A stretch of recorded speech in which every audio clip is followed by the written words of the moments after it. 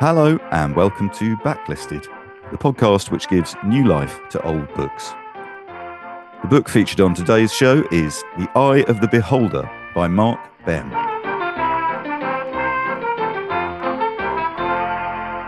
A thriller first published in 1980 by Dial Press in the USA and then in 1983 by Zomba Press in the UK. I'm Andy Miller, author of The Year of Reading Dangerously and Inventory, an unreliable guide to my record collection. And I'm Dr. Una McCormack, award-winning author of speculative fictions and Associate Fellow of Homerton College, Cambridge. Now, before we go any further, let me remind you that to celebrate 10 years of us giving new life to old books, Backlisted is coming to New York. Yes, for the first time ever, we will be recording 2 episodes in the States at the end of October. So on Monday, the 27th of October at 7:30 p.m., Backlisted will be appearing at the 92nd Street Y or 92NY in Manhattan. And the subject of the show will be the much-loved editor and writer William Maxwell. We'll be celebrating Maxwell's work via his own novels and short stories, plus that of the writers he championed at the New Yorker magazine, John Cheever, J.D. Salinger, Elizabeth Taylor, Sylvia Townsend Warner, with the help of 2 expert guests, Deborah Treisman, fiction editor of The New Yorker, and our friend, the Pulitzer Prize-winning novelist Jennifer Egan. And in addition to 2025 marking the 10th anniversary of Backlisted, it's the 100th birthday of The New Yorker. So it's all very exciting. If you're in New York or can get there on Monday, the 27th of October, Backlisted would love to see you. Tickets are on sale now at 92ny.org. And you'll find that link in the show notes. And then on Wednesday, the 29th of October, Backlisted will be at The Bitter End in Greenwich Village, where we will be recording another special episode, this one on books written by Bob Dylan. At last, I hear you say. So we will be discussing his interesting novel, Tarantula, his lyrics as collected in the volume Writings and Drawings, his memoir, Chronicles Volume 1, and possibly, if publishing rumours are to be believed, by then even Chronicles Volume 2. Tickets are available now from bitterend.com. And again, check the show notes for the link. We are really looking forward to seeing you there. And yes, I shall be borrowing a guitar for the occasion, so watch out. Yeah, you have been warned, so be very careful, everyone. Well, joining us on today's show to discuss The Eye of the Beholder and the life and career of its author, Marc Behm, we're delighted to welcome back our guest from episode 5, David Quantick. David, hello. Sorry, I was just so shocked when you said episode 5. Blimey, that's like when they haven't quite got the characters sorted out yet, and some of the plot lines are a bit iffy. Yeah, and I'm one of those characters. It's like a fan service. You've brought me back because I'm really a cult figure, and that's right. No one remembers me, but you're desperate, so you need more merch. So there's going to be an action figure of me for the older collector. Sorry, it's lovely to be here. I'm really excited to be on Backlisted again. Thank you. I've had a lovely time. Andy? What number are we now? This is episode 248, isn't it? And David was. You. Yeah. Where were you? 243 episodes without me in, and yet somehow you struggled on. We've got there somehow. Well, David Quantick is a TV, radio, and movie writer. He received an Emmy for his work on Veep, and his romantic comedy film Book of Love won an Imagine Award in 2022. David has written for many other TV shows in the UK and USA, from The Day to Day and The Thick of It to Avenue 5, and he's the author of several sci-fi, horror, and other novels, including All My Colours, Night Train, and Ricky's Hand. His short story collection, And Other Stories, is out now. With Ian Martin, he co-hosts the podcast The Old Fools, fresh off his triumph, discussing Christie Malry's own double entry by B.S. Johnson on Backlisted 10 years ago. What a spin-off The Old Fools has proved to be. David, there's a couple of other things in your CV I wish to draw listeners' attention to. Amongst your many achievements, and all irony aside, that's a pretty impressive 10 years since we last did one of these. So, but you have been acclaimed and acknowledged as the inventor of the term shit gibbon. I'm so proud of this. Yeah. Could you just give listeners a potted history of how that term has spread from humble beginnings when you invented it into a globally used insult? Certainly. At the end of the 80s, me and a guy called Stephen Wells, known as Marvellous. Seething Wells or Swells, wrote a column in the NME it started off being called Culture Vulture. It ended up being called Ride the Lizard for reasons I don't understand. And we would basically write abusive articles about famous people. And it was quite wide ranging. And in one episode, I'm really sorry about this, listeners, I referred to Charlie Chaplin or Marky Smith. I referred to one of them as a spunk-faced shit gibbon. And I knew it was a good line because Stephen Wells, who never praised anyone, said it was funny. So we put it in a couple more times.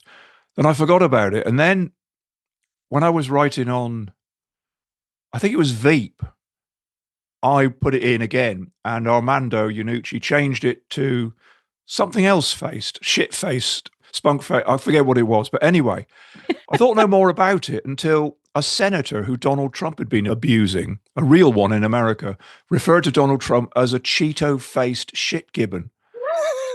And this phrase, which was literally obscure in that it had been used in the NME twice, it suddenly became part of the discourse. And now I can't go to America because I'll be arrested and deported.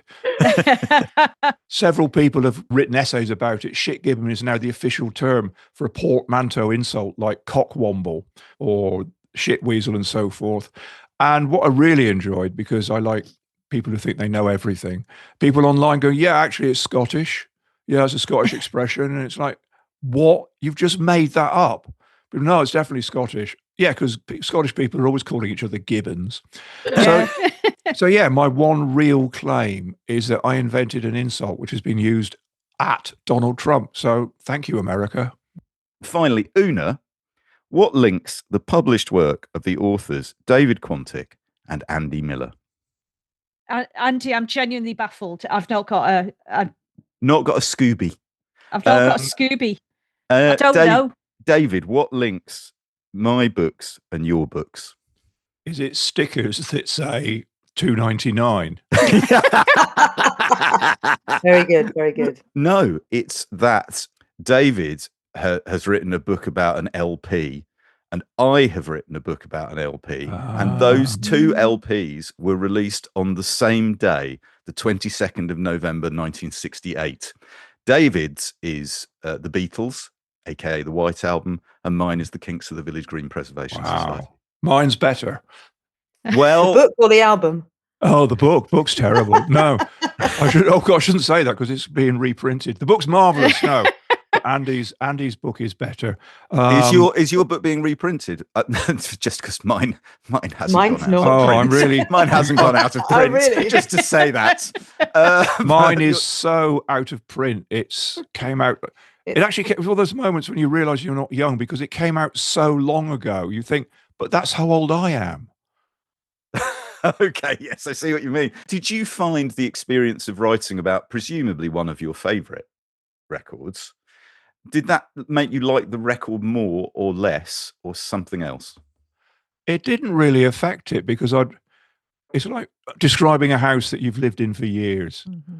And, the Beatles' White Album famously is a mansion with many rooms. Mm-hmm. So I just enjoyed it. It was basically a chance to tell people all the stories I had in my head. And because I made most of it up, I don't mean lied, because I didn't do any interviews.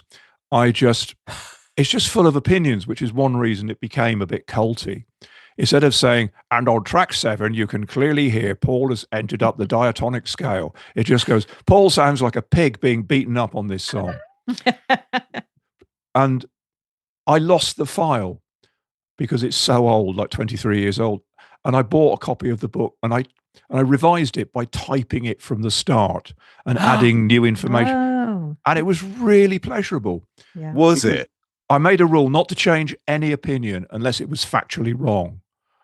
Okay. And so what's the big difference between the new and the old version? Updates, really. Mm-hmm. I put in footnotes because I find them annoying.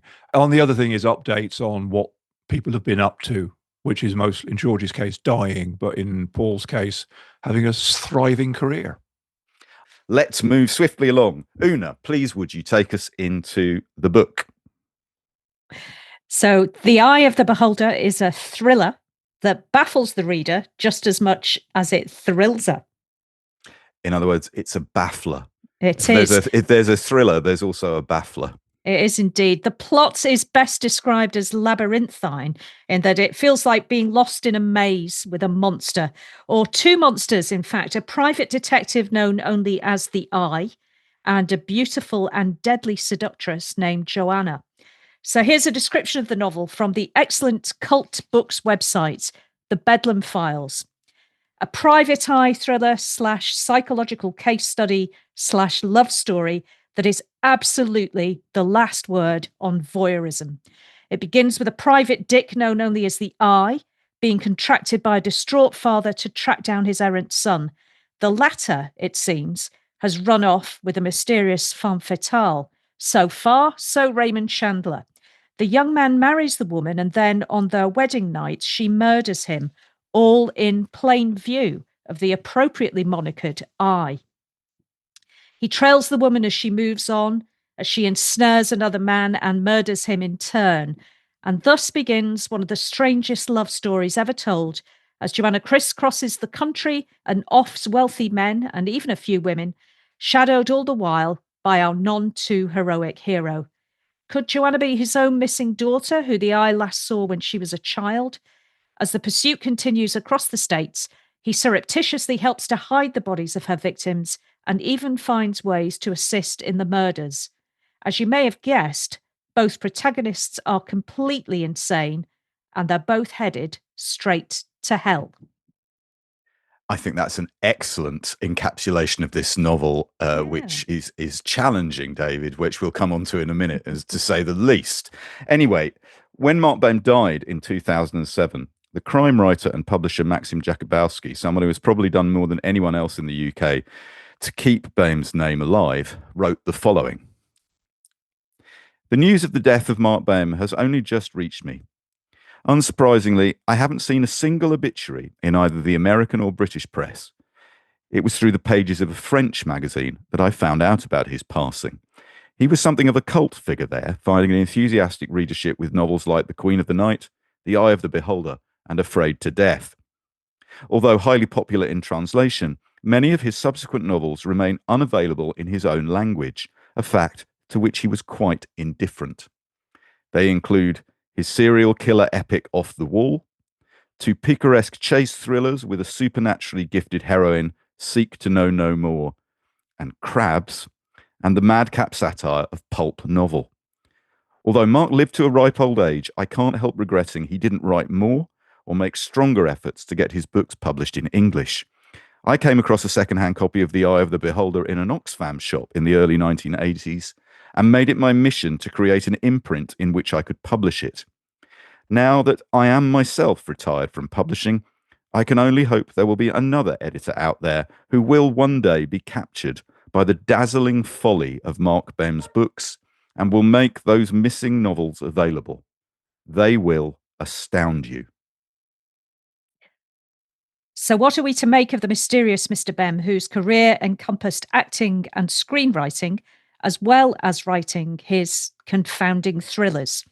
Or confounders. Where does Marc Behm fit in the literary landscape? Do his novels stand up to 21st century scrutiny? And what, besides beauty, is in the eye of the beholder?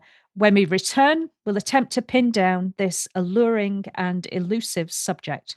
But first, who is the third who always walks beside us? Why, our sponsors, of course. See you in a minute. With a major selection of the looks your kiddos love, starting at just $4 in the Walmart app, a new school year means a stylish new them. Who knew? Find skater skirts and Crocs that say, I'm casual but cool.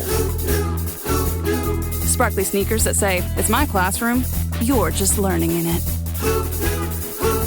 And preppy polos that say, I'm the teacher's pet, even if they're mommy's menace at home. Find their favorite styles starting at just $4 in the app. The Walmart you thought you knew is now new. Welcome to Only Murders in the Building, the official podcast. Join me, Michael Cyril Creighton, as we go behind the scenes with some of the amazing actors, writers, and crew from season 5. The audience should never stop suspecting anything. How can you not be funny crawling around on a coffin? No, that's true. Catch Only Murders in the Building official podcast, now streaming wherever you get your podcasts. And watch Only Murders in the Building, streaming on Hulu and Hulu on Disney Plus for bundle subscribers. Terms apply. This episode is brought to you by FXX and Hulu. Futurama returns on September 15th, blending heartfelt moments with razor-sharp humor while accidentally saving the day. The Planet Express crew is back, defying gravity and common sense. From the creator of The Simpsons comes 10 new episodes where the romance is hotter, the threats are bigger, and the action hits harder. Don't miss the all-new season of Futurama returning September 15th at 8 p.m. Watch it on FXX or stream it on Hulu.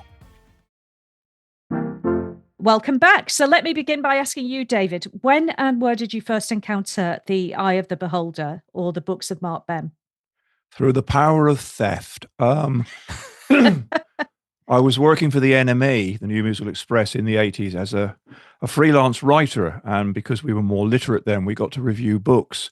And I'm pretty sure that the Black Box Thriller edition, 3 novels by Marc Behm, was in the office, and one or two of the writers assured me it was brilliant. So I think I stole it because it was free.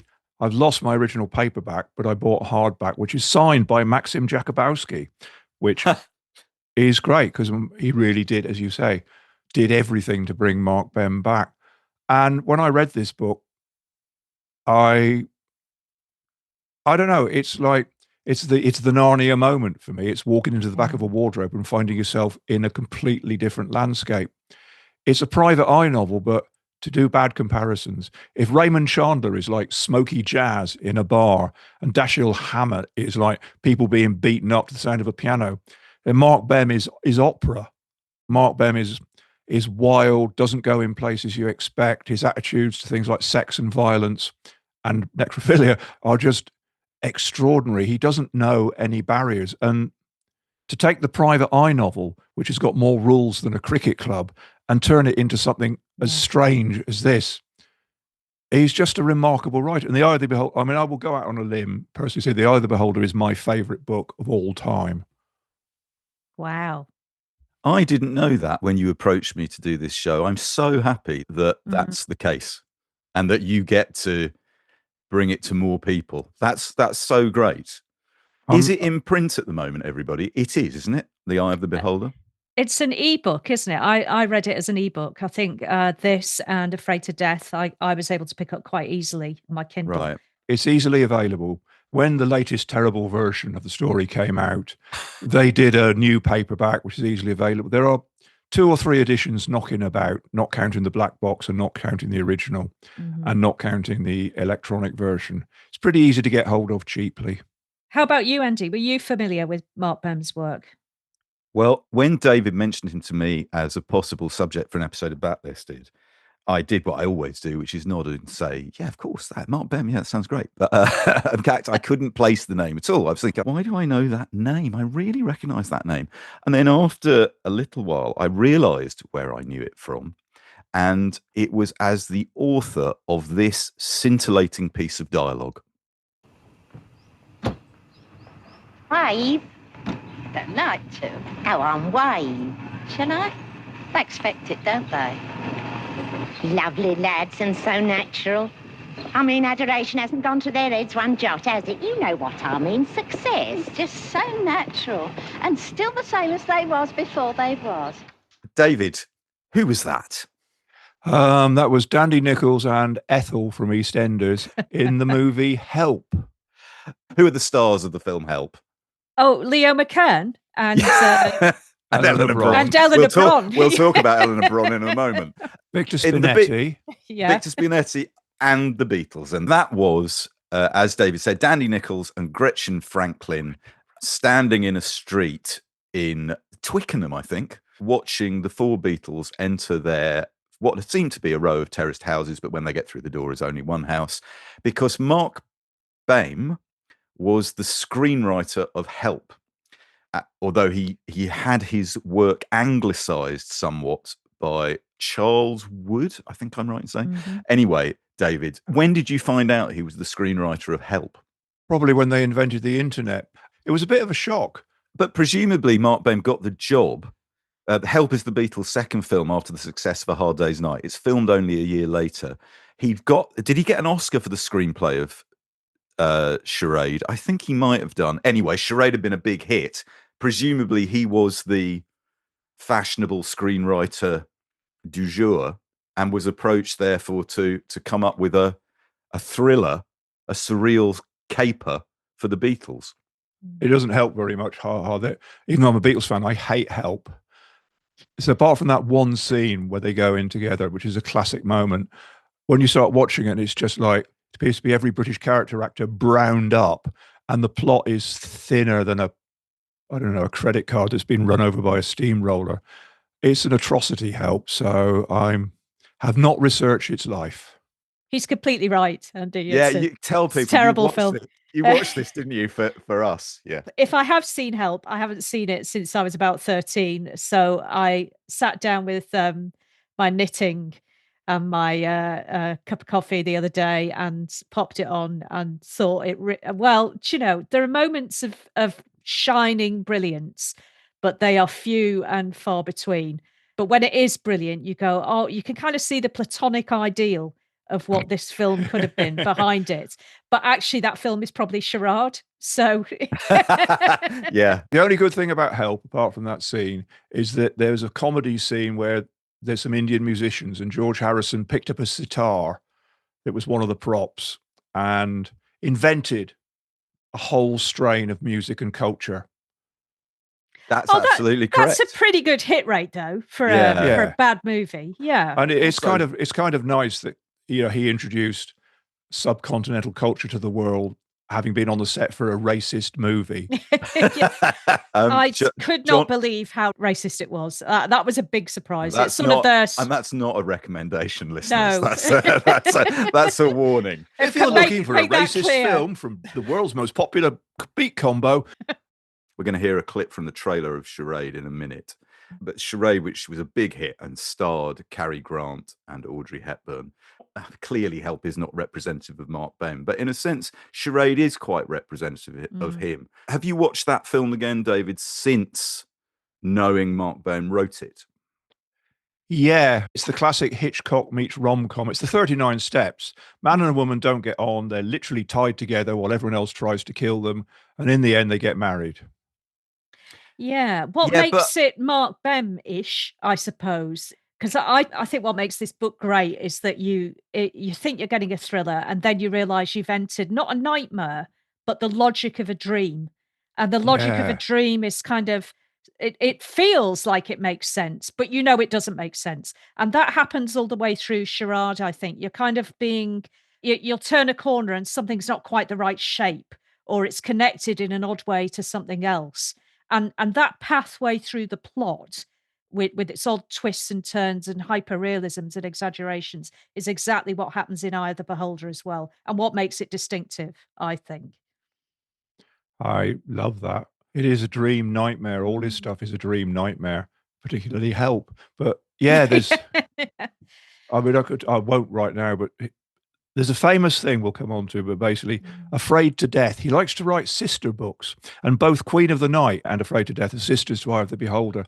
And Afraid to Death is literally a nightmare.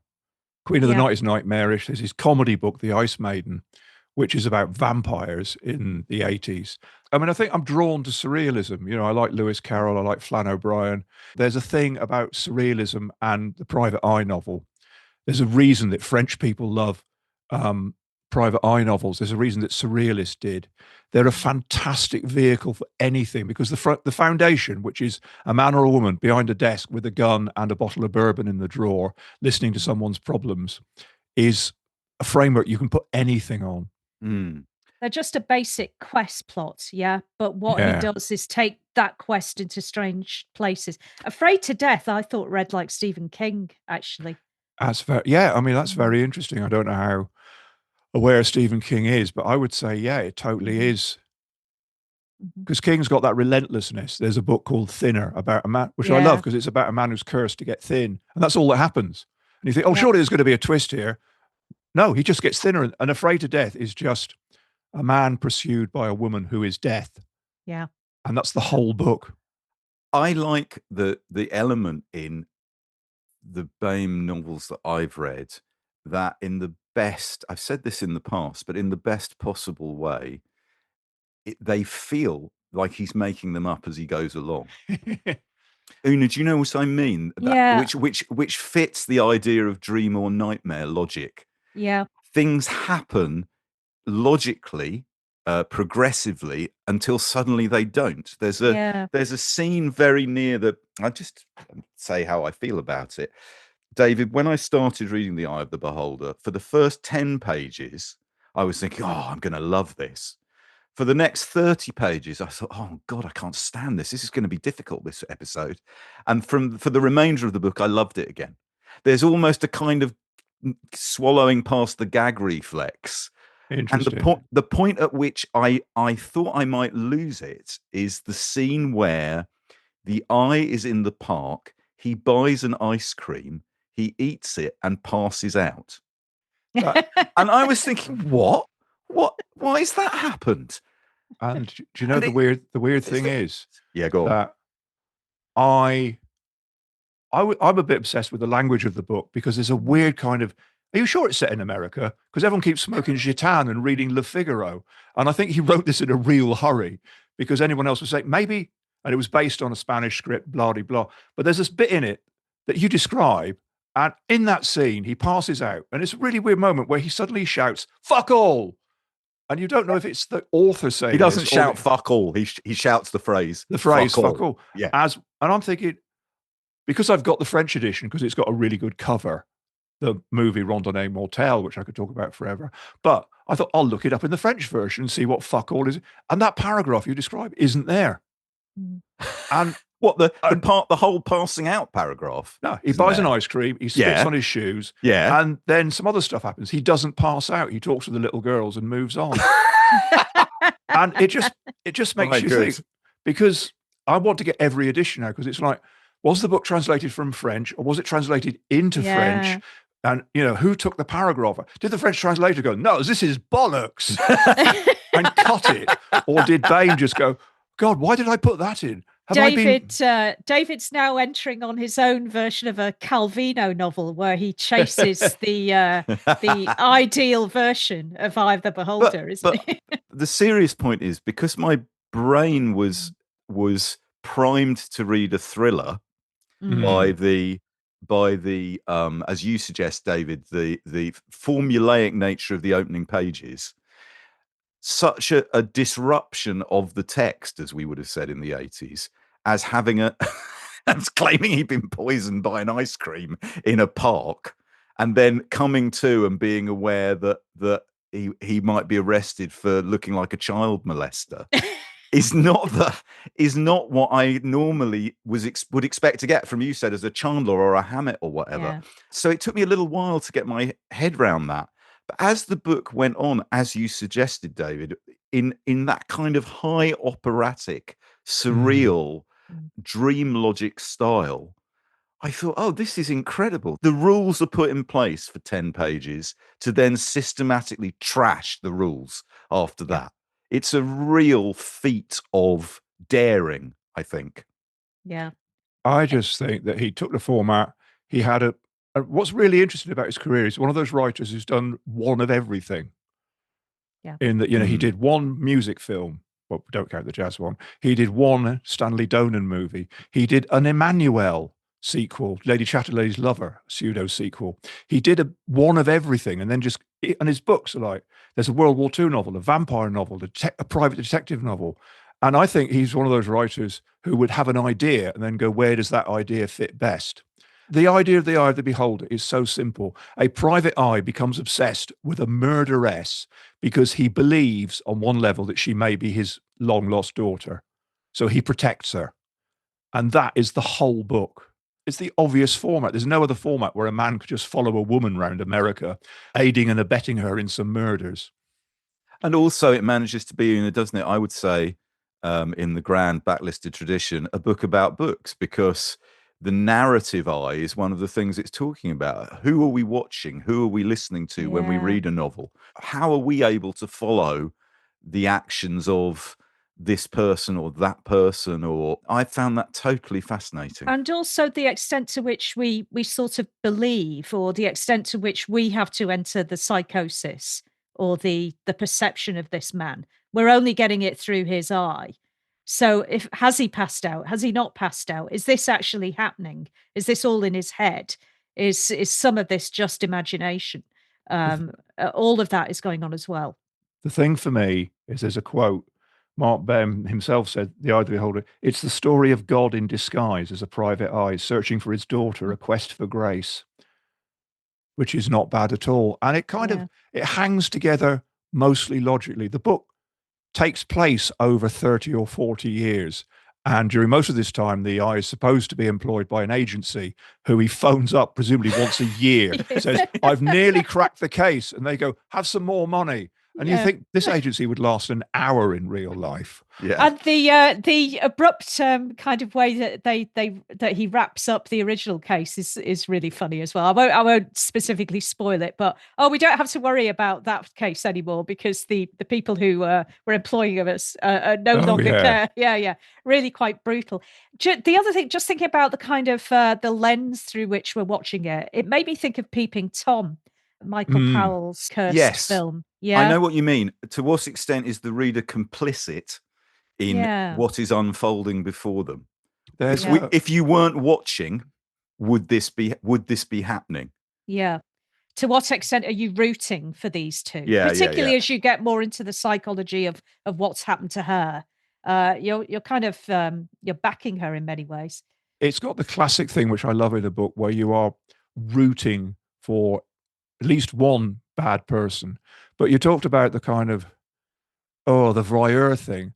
And of course, all the way through the book, Joanna, is described in quite salacious terms, often through the eye. She's always undressing or having sex with men and women or taking showers and being watched by a man who thinks he might be her dad. It's all quite odd. It's kind of pure in some ways, except he keeps going on about her having no clothes on.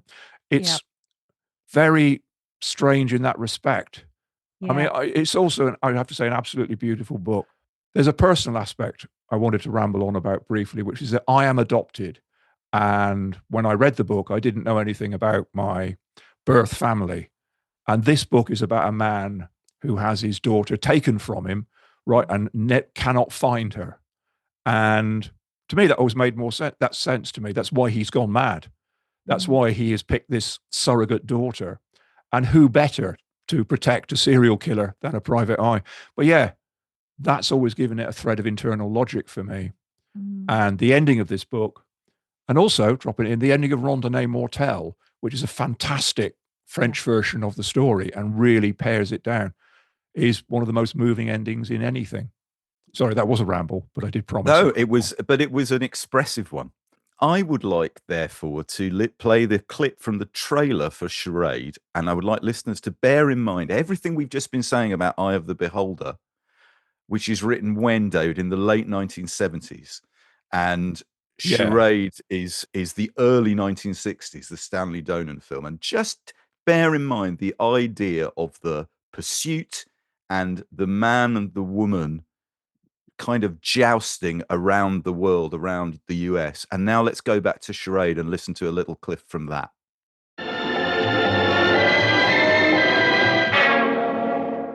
Do we know each other? Why do you think we're going to?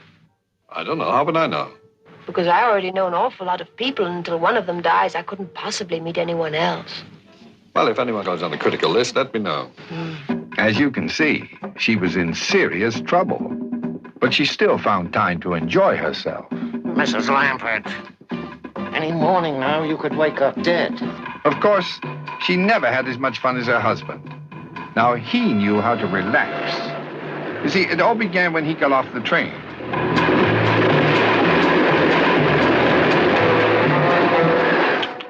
Now, there's a relaxed husband. Police probably think I killed him. Instant divorce, you mean? From then on, her life was one round of enjoyment. Entertainment. Enchantment? What are you doing in here? I'm having a nervous breakdown. David, Blimey. that's the eye of the beholder, isn't it? But it is. It's like the eye of the beholder is charade noir. It's like it is amazing. It's like one of those when they rescore a horror film as a comedy and re-edited it because it's unintentional, but Cary Grant, Audrey Hepburn, age gap, husbands dying, woman going mad. Yeah, it is. It's basically, I know it's Stanley Donen, but it's the Hitchcock version of The Eye of the Beholder. But that suggests that when Marc Behm, who we'll hear from in just a minute, when Marc Behm was writing the script of The Eye of the Beholder, which is how the novel came about, perhaps he was trying to pitch something that felt like a previous hit. It was the thing for which he was probably best known at that point. I don't think it is a coincidence. The tone might be completely different, but they're kind of recognizably the work of the same writer. Yeah. And if he was writing it quickly, then what do you do instinctively? You follow a path that you've already plotted before, but you tonally or stylistically perhaps alter it as well. Stylistically, he seems not to vary very much. I'd like to get into that in a bit. But the plot was already trodden. He's just taken it down something tonally very different. I think I could easily imagine a version of The Eye of the Beholder made somehow in 1960 with Cary Grant as the Eye and Audrey Hepburn as Joanna. Mm-hmm. We need to take a break here, but this is a perfect moment because when we come back, we're going to hear a very rare clip of Marc Behm himself explaining to an interviewer how he came up with the idea of Eye of the Beholder. This episode is brought to you by LinkedIn. Healthcare professionals can lead their careers with LinkedIn. Discover jobs by specialty, preferred shifts, and even desired salary. From mental health therapists to radiology technicians, it's now faster and easier for healthcare professionals to find the right fit. Learn more at linkedin.com/healthcare. Side effects may include faster job placement, improved work-life balance, and increased career satisfaction. If you thought goldenly breaded McDonald's chicken couldn't get more golden, think Golder, because new sweet and smoky special edition gold sauce is here. Made for your chicken favorites at participating McDonald's for a limited time. This episode is brought to you by Nespresso and Samra Origins by the Weekend Coffee Collection. Introducing Samra Origins. My collaboration with Nespresso is a connection to my roots, to my mother, Samra. Coffee that hits the right notes. It transports you. Crafted with unique notes and bold soaring flavors. Experience a taste that moves you. Nespresso and Samra Origins. Discover more at Nespresso.com. Tu peux nous raconter l'histoire de Mortel Randonnée? C'était une commande. Un producteur de Madrid, Phil Jordan, vous le connaissez, c'est lui qui a écrit Johnny Guitar. Il voulait des histoires, des sujets pour Charlton Heston. Alors, j'ai inventé cette histoire, je l'ai écrit assez vite, mais bien sûr, Heston ne l'aimait pas. Alors, tout le projet était abandonné. Alors, moi, je me suis dit, l'histoire est là, le dialogue, le personnage, je vais faire un roman. C'est ça que j'ai fait. Et puis, c'était acheté par Gallimard, qui a traduit en Ciré Noir. Audiard, Michel l'a lu. Il a trouvé ça génial. Il a acheté des droits. And there you have it. Now you know how the Eye of the Beholder came about. Now, have I entered a dream logic area, or was that all in French? Well, He's in French because he can speak French. I can speak French. David, what did you pick up from that? The project was abandoned. Charlton Heston was involved, and Marc Behm looks like someone who might kill you in an alleyway. Yeah. And then laugh. You could hang a late 60s ITC film series around him, couldn't you? There's a line that Edward Woodward delivers in Callan. I hit him and he died of it. And that's the kind of line that he could deliver. Well, what he says, David's quite right. What he basically says there is this was written as a script for Charlton Heston. It was commissioned as a vehicle for Charlton Heston, but he was too afraid to do it. So it was then picked up by Gallimard, translated into French as a novel and published in their série noire, which is the basis of Marc Behm's then ongoing career as a novelist. I wonder, David, then, when you originally read it, did it feel filmic to you? Do these books feel filmic when you read them? Only in the sense that it's a road movie. For those who haven't read the book, the eye travels round America again and again because of the nature of Joanne's life. She has to kill people and keeps moving on. In the pre-internet days, becomes untraceable. So yeah, it's filmic in that sense.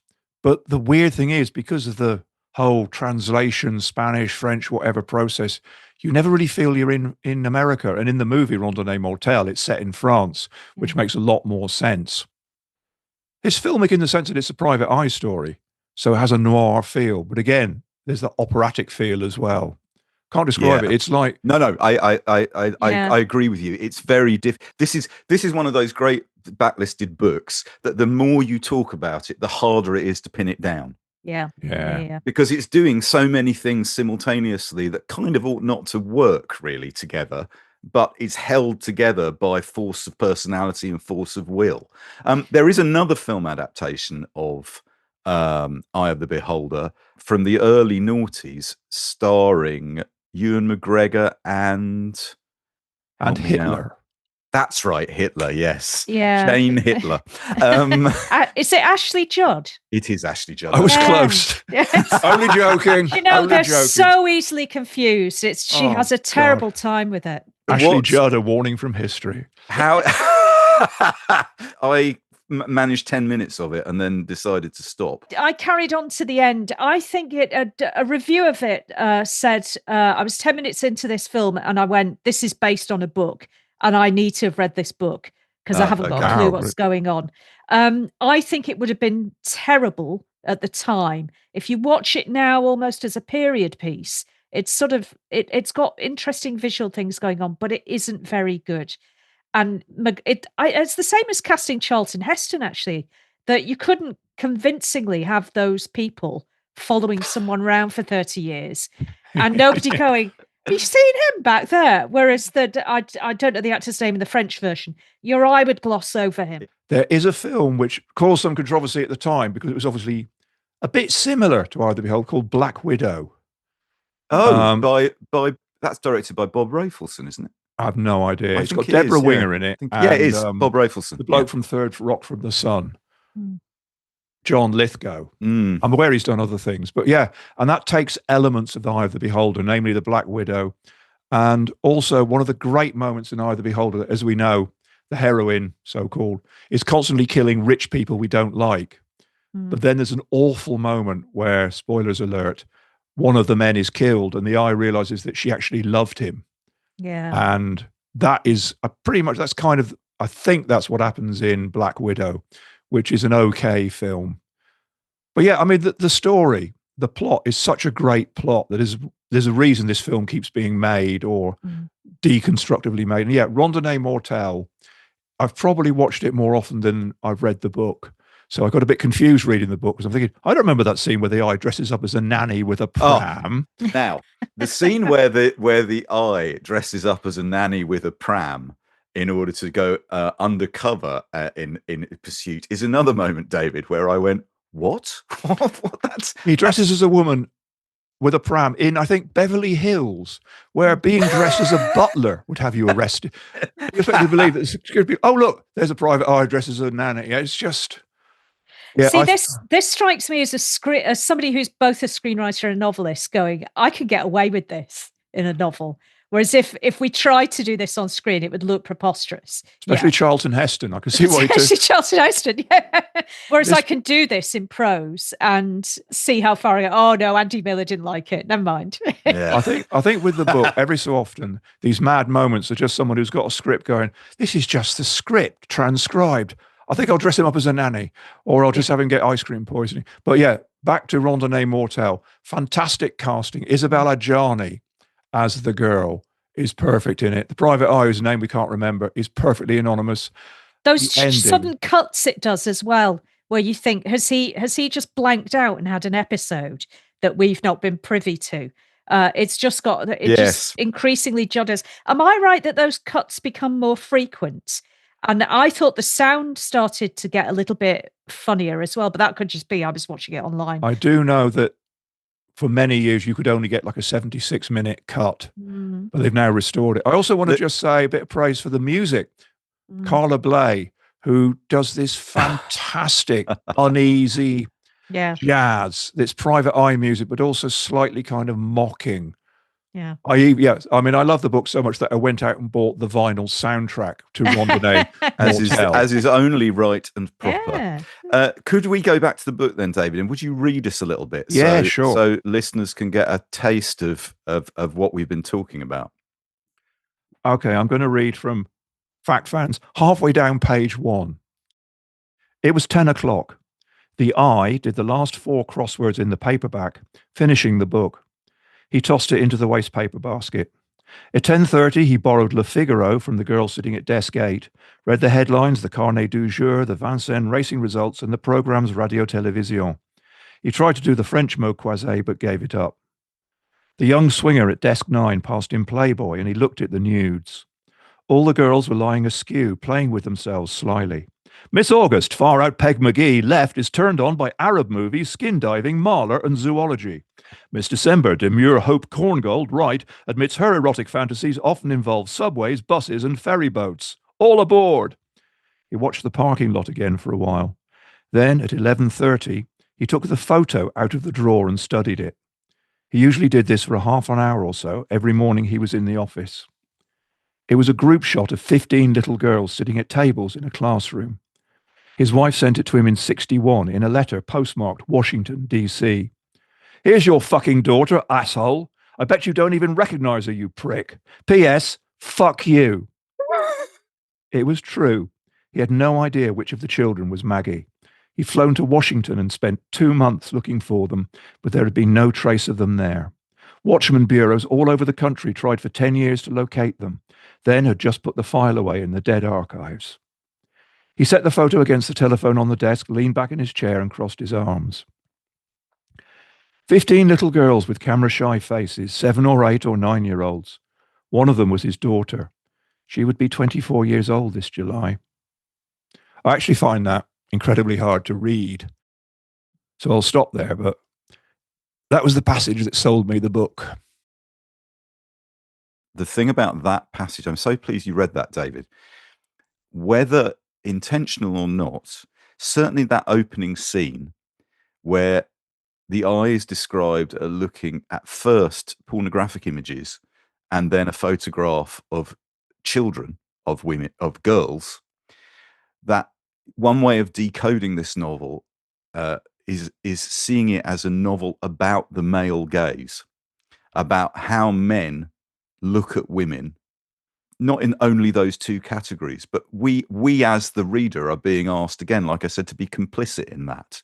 First, we look at a woman this way, then we look at a woman that way. We think of a woman as a bride, or we think of her as a murderer. She can, of course, be all these things simultaneously: a bride, a murderer, a pornographic actress, somebody's daughter. Una, I wonder how you felt that plays out in the novel as a whole. So obviously, it's pretty shocking to juxtapose those.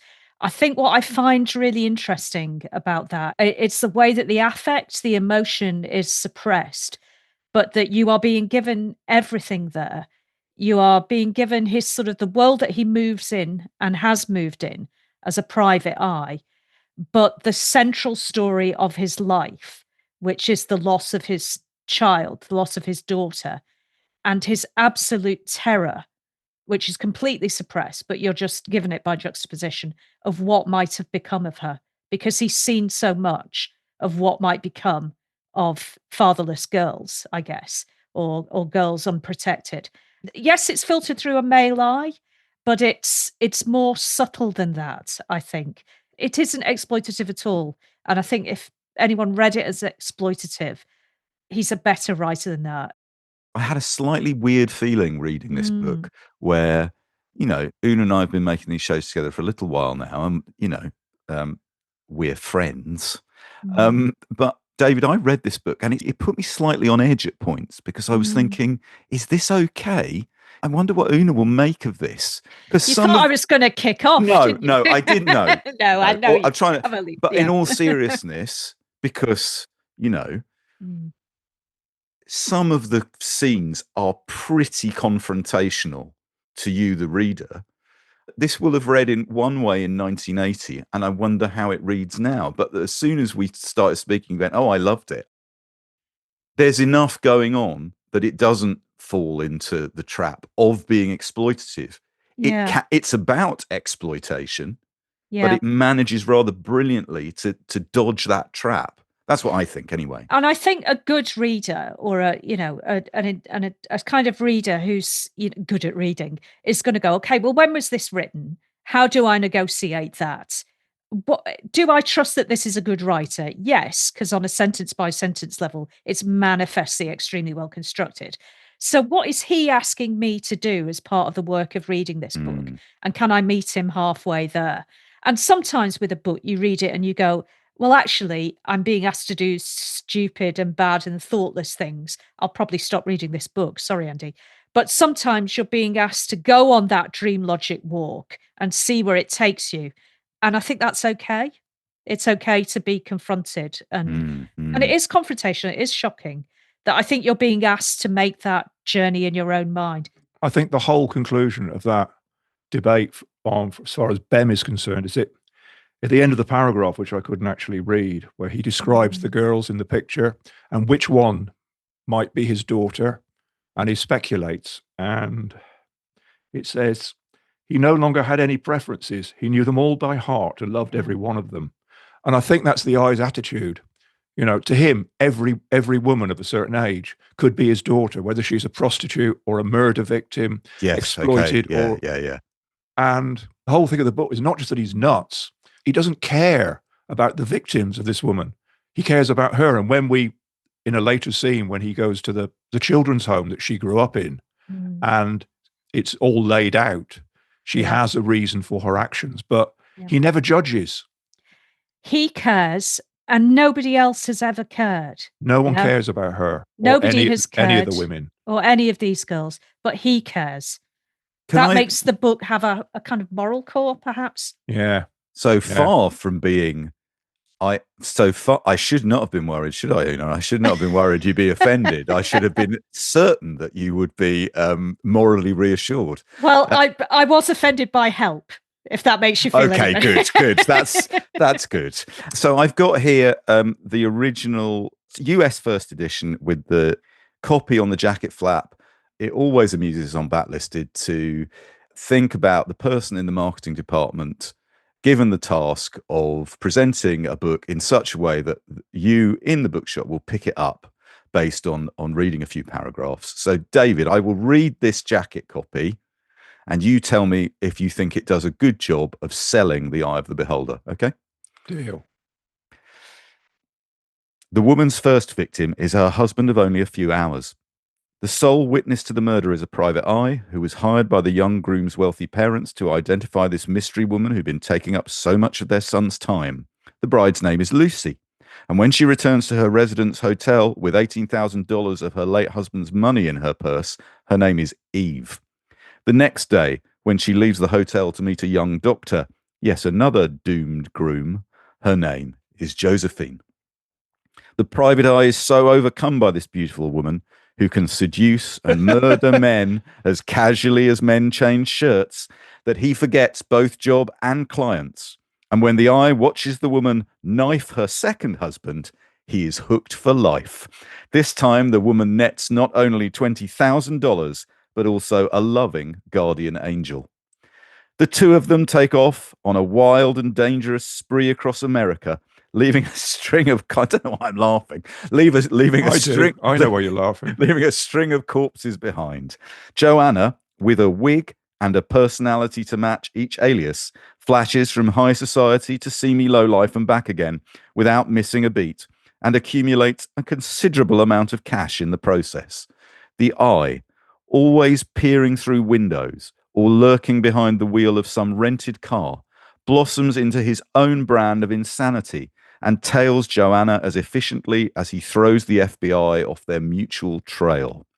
By the time Joanna becomes aware of her unwelcome shadow, these two fabulously lost souls are locked permanently into a wryly symbiotic relationship that provides fertile ground for the blackest comedy.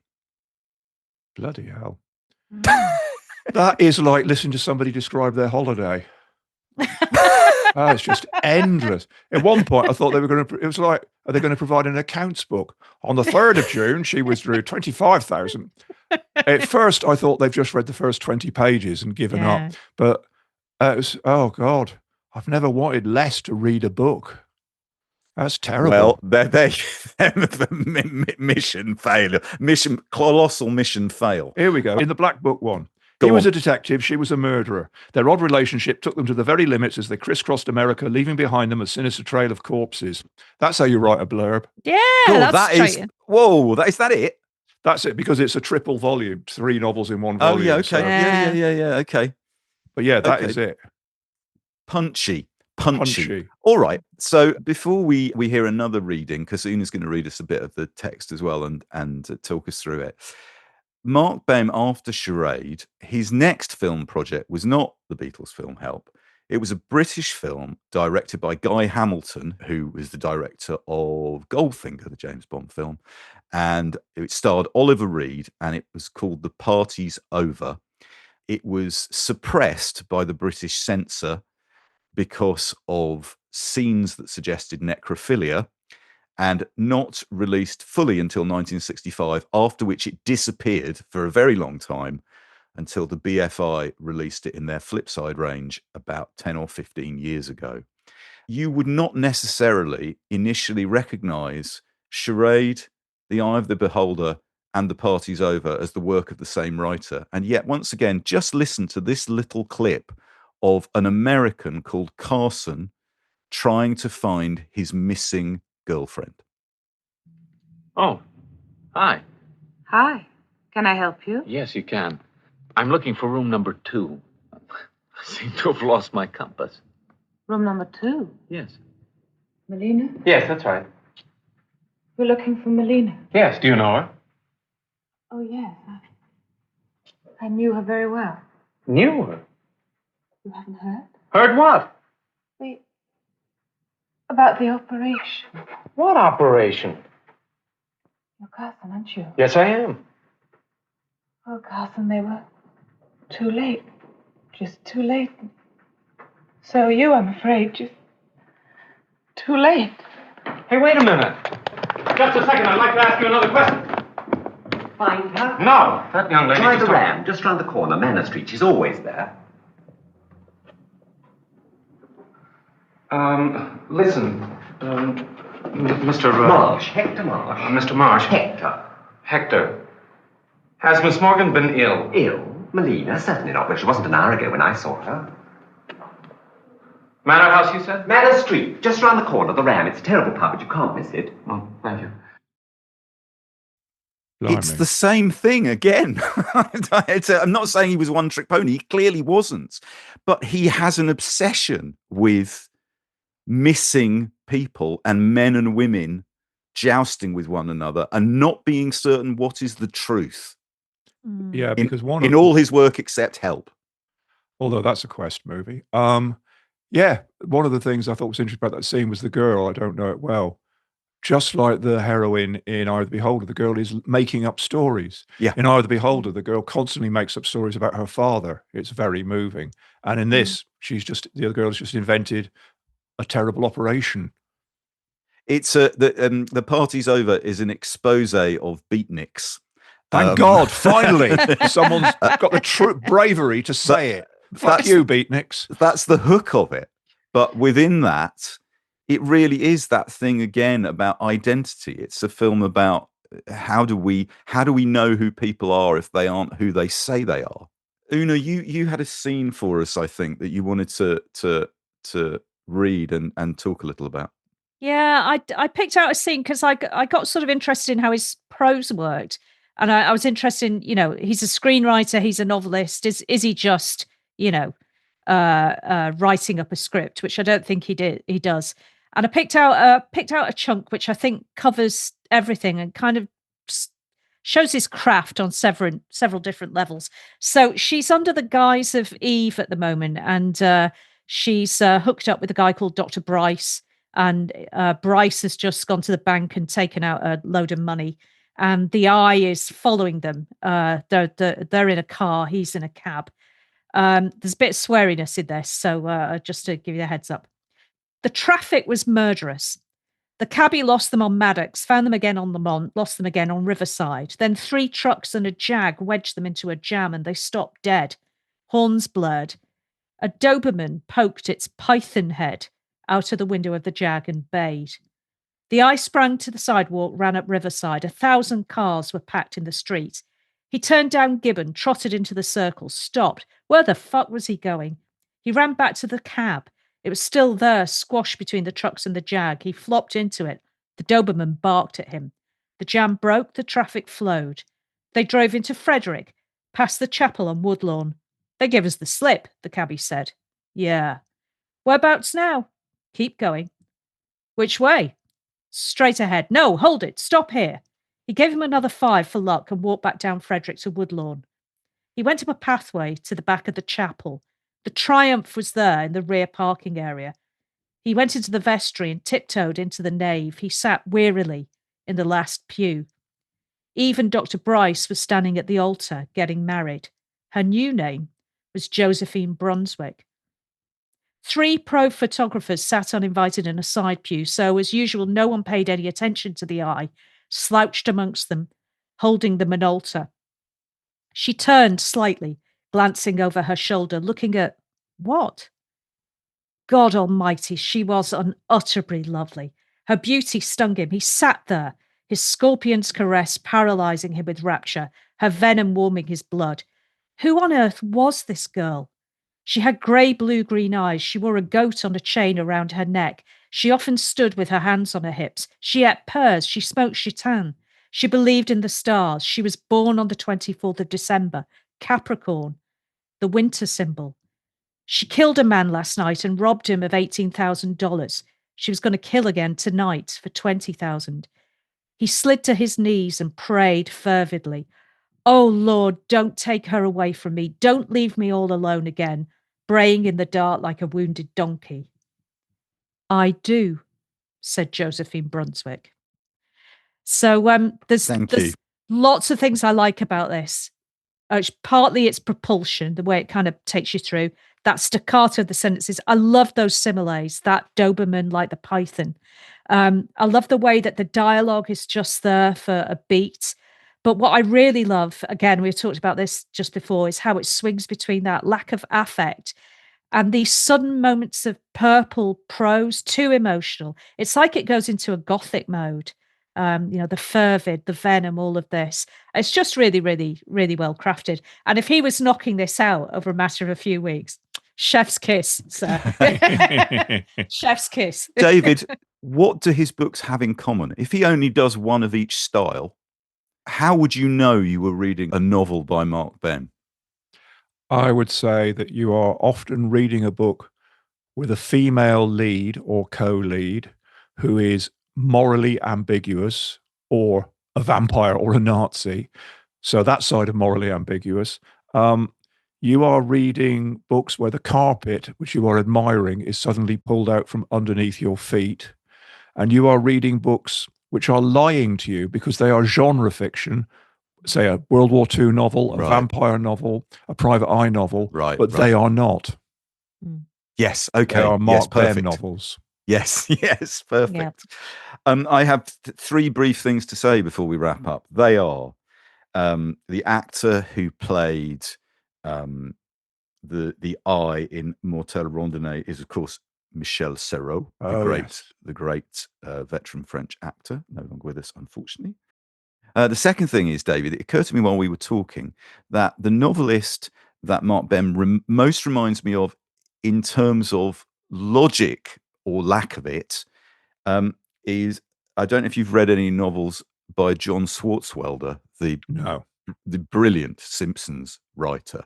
Oh, wow. Well, I'll have to read that then, won't I? But I mean, Marc Behm's novels are darker, but there is a kind of private detective relentlessness and pastiche and dream logic that they have in common. And Swartzwelder is funnier, but you know, I think you would appreciate those. And the third thing is, of course, I couldn't help noticing in the section that Una read, there was a reference to Driving Down Gibbon. So I think, David, we know finally where you originally derived the inspiration from. It's all from everything I've ever done has been stolen from someone. So yeah. Just added the word shit in front of the... Again, that's my trademark. Well, that's where we must leave it for this week. Please lay down your pencils. Many thanks to David for bringing the eye of the beholder to our attention. And thank you to our own electronic surveillance device, Nikki Birch, for recording our every move. If you would like show notes with clips, links, and suggestions for further reading for this show and the previous 247 episodes, including episode 5. Yes, the best very episode. much so. The best one. It peaked then, didn't it? Yeah, it did, yeah. Please visit our website at backlisted.fm. To buy the books discussed on this or any of our other shows, please visit our shop at bookshop.org and choose Backlisted as your bookshop. And do subscribe to our Patreon at patreon.com/backlisted. Remember, if you subscribe at lock listener level, you'll get 2 extra exclusive podcasts every month, installments of my new project, Inventory, and a chance to join a community of dedicated listeners and readers like ourselves. But before we go, David, is there anything else that you would like to add about Marc Behm or The Eye of the Beholder that we didn't get to in the show? Just what I've said, that it is my favourite novel of all time, that you really should own it. And if you're too lazy to read a book, buy Randonnée Mortelle, the French adaptation. Views expressed by guests do not reflect those of the hosts or... I suppose if you're too lazy to read a book, you're probably not listening to this. Now that's our new slogan to mark our 10th year.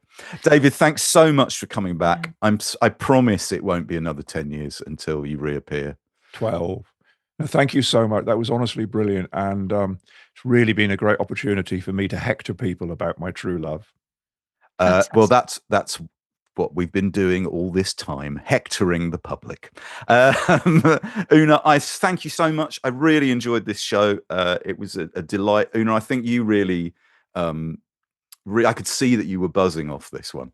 Yeah, it's one of those things where you kind of, you open the first few pages, you go, oh, if I've been given a thriller to read, and then round about page 3, I was going, nah, there's loads more going on here. This is going to be interesting. So I'm really glad to have read this. I'll be tracking down a few more, I think. All right. Well, thank you very much, everybody. Next time on Backlisted, we will be revisiting a book from another show, not as early as show 5, but maybe it was about show 8 or something. I can't really remember. I hate show 8. Yeah. Trying too hard. It's the even numbered ones that are problematic, like Star Trek films. Yeah. If you don't know what we're talking about, that probably means you are a real listener to Backlisted. So thank you very much. Thanks, David. Thanks, Una. Thanks, Nikki. And we'll see you next time. Bye-bye, everyone. Bye-bye. Bye-bye.